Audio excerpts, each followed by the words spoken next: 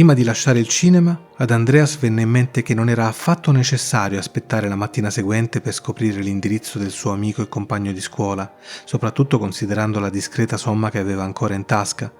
Si sentiva ormai talmente sicuro, grazie al denaro rimastogli, che decise di informarsi direttamente alla cassa sul domicilio del suo amico, il famoso calciatore Kanjak. Credeva che per sapere un'informazione del genere avrebbe dovuto parlare col direttore del cinema in persona. Ma no! Chi era più conosciuto in tutta Parigi del calciatore Kanjak? Persino il cassiere conosceva il suo indirizzo. Gli disse che abitava in un hotel sugli Champs-Élysées e ne indicò anche il nome. Così, immediatamente, Andreas si mise in cammino. Era un hotel elegante, discreto e tranquillo, proprio uno di quegli alberghi dove di solito soggiornano calciatori e pugili, l'élite della nostra epoca. Andreas si sentì un po' fuori posto nell'atrio e anche gli impiegati dell'albergo lo guardarono con una certa perplessità. Tuttavia, gli dissero che il famoso calciatore Kanjak era in camera sua, ma che sarebbe sceso da un momento all'altro. Dopo qualche minuto, infatti, Kanjak scese e si riconobbero subito. Si scambiarono lì in piedi ricordi dei tempi di scuola, poi andarono a mangiare insieme e tra i due regnava una grande allegria. Mentre erano a tavola, il calciatore guardò Andreas e gli disse: «Ma come sei ridotto? Che stracci stai indossando?» «Sarebbe terribile», rispose Andreas, «se ti raccontassi come sono arrivato a questo punto, e rovinerebbe anche la gioia di questo incontro. Preferisco non parlarne. Parliamo di cose più allegre». «Ho tanti vestiti», disse Kanjak, «e mi farebbe piacere regalartene qualcuno. Siamo stati compagni di banco e mi lasciavi copiare i compiti. Cosa vuoi che sia per me un vestito? Dove posso mandartelo?» «Non puoi», rispose Andreas, «semplicemente perché non ho un indirizzo. Da un po' di tempo vivo sotto i ponti della Senna». «Allora», disse Kanjak, «ti prenderò una stanza, solo per poterti regalare un vestito. Vieni». Quando ebbero finito di mangiare, andarono insieme in un albergo e Kanjak affittò una stanza per Andreas. Costava 25 franchi al giorno ed era situata vicino alla magnifica chiesa di Parigi nota come la Madeleine. La stanza si trovava al quinto piano e Andreas e il calciatore dovettero prendere l'ascensore. Naturalmente Andreas non aveva alcun bagaglio, ma né il portiere, né l'ascensorista, né alcun altro membro dello staff dell'hotel se ne stupirono. Perché semplicemente era un miracolo e all'interno di un miracolo non c'è nulla di cui stupirsi. Quando furono entrambi nella stanza, il calciatore Kanjak disse al suo compagno di banco Andreas: «Ti servirà del sapone, immagino». «Gente come me», rispose Andreas, «può stare anche 8 giorni senza sapone e si lava lo stesso. Piuttosto, per onorare questa stanza, facciamoci portare qualcosa da bere». Così il calciatore ordinò una bottiglia di cognac. La bevvero fino all'ultima goccia. Poi lasciarono la stanza, presero un taxi e andarono a Montmartre, proprio in quel caffè dove Andreas era stato solo pochi giorni prima. Rimasero lì per 2 ore, ricordando i tempi della scuola. Poi il calciatore riportò Andreas al suo hotel, cioè alla stanza che gli aveva preso in affitto, e gli disse: «È tardi, ora ti lascio. Domani ti manderò 2 completi. E ti serve denaro?» «No», rispose Andreas, «ho 980 franchi. E non è poco. Vai pure». «Tornerò fra qualche giorno», disse l'amico, il calciatore. La stanza d'albergo in cui Andreas abitava ora aveva il numero 89. Appena rimasto solo in quella camera, si sedette sulla comoda poltrona rivestita di raso rosa e cominciò a guardarsi intorno. Vide per prima la carta da parati di seta rossa, decorata qua e là da delicate teste di pappagallo dorate. Poi notò 3 pulsanti d'avorio sulle pareti, uno a destra dello stipite della porta e gli altri vicino al letto, accanto al comodino, assieme alla lampada dal paralume verde scuro. C'era anche una porta con una maniglia bianca, dietro la quale sembrava celarsi qualcosa di misterioso, almeno per lui.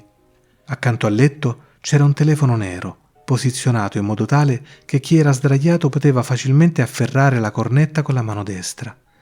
Dopo aver osservato a lungo la stanza e aver cercato di prenderci confidenza, Andreas fu colto da un'improvvisa curiosità. Quella porta, con la maniglia bianca, lo irritava. Nonostante un po' di timore e anche se non era abituato a stanze d'albergo come quella, si alzò e decise di vedere dove conducesse. Pensava che fosse sicuramente chiusa, ma quanto grande fu la sua sorpresa quando la porta si aprì docilmente, quasi con cortesia. Scoprì che si trattava di un bagno, con piastrelle lucide, una vasca bianca, un lavandino, un WC. Insomma, quello che nel suo mondo sarebbe stato definito una latrina di lusso. A quel punto sentì il bisogno di lavarsi, aprì i 2 rubinetti dell'acqua calda e fredda e li lasciò scorrere nella vasca. Mentre si spogliava, si rammaricò di non avere camicie pulite, poiché togliendosi quella che indossava, vide quanto fosse sporca e già temeva il momento in cui, uscito dal bagno, avrebbe dovuto rimetterla. Entrò nella vasca. Sapeva bene che era passato molto tempo dall'ultima volta che si era lavato. Fece il bagno con un senso di piacere quasi voluttuoso. Poi si alzò, si rivestì e si accorse di non sapere più che fare. Più per smarrimento che per curiosità, aprì la porta della stanza e uscì nel corridoio. Lì vide una giovane donna che usciva a sua volta dalla sua camera, proprio come lui. Gli parve bella e giovane. Sì, gli ricordava un po' la commessa del negozio dove aveva comprato il portafoglio e anche, in qualche modo, Carolina. Perciò si inchinò leggermente e la salutò. Lei rispose con un cenno del capo e allora Andreas si fece coraggio e le disse senza esitazione: «Lei è molto bella». «Anche lei mi piace», rispose la ragazza. «Chissà, magari ci vedremo domani», e sparì nel buio del corridoio. Ma Andreas, preso all'improvviso da un desiderio d'amore, guardò subito il numero della porta dietro la quale era entrata. Era la numero 87 e se lo impresse nel cuore. Tornò nella sua stanza, si sedette ad aspettare ed ascoltare. Era già deciso a non attendere fino al mattino per rivedere la bella ragazza. Infatti, sebbene la serie quasi ininterrotta di miracoli degli ultimi giorni lo avesse ormai convinto che la grazia fosse scesa su di lui, pensava proprio per questo di avere diritto a un po' di audacia in più. Riteneva, anzi, che fosse quasi un atto di cortesia anticipare la grazia stessa, senza per questo offenderla. Quando gli parve di sentire i passi leggeri della ragazza della camera 87, aprì cautamente la porta della sua stanza, appena uno spiraglio, e vide che era proprio lei che stava rientrando. Quello che però Andreas, a causa della sua lunga inesperienza, non notò era il dettaglio tutt'altro che trascurabile che anche la ragazza si era accorta che lui la spiava. Perciò, come il mestiere e l'abitudine le avevano insegnato, si mise rapidamente a sistemare la stanza in un ordine apparente, spense la luce principale, si sdraiò sul letto e alla luce della lampada sul comodino prese in mano un libro e cominciò a leggerlo. Era però un libro che aveva già letto da tempo.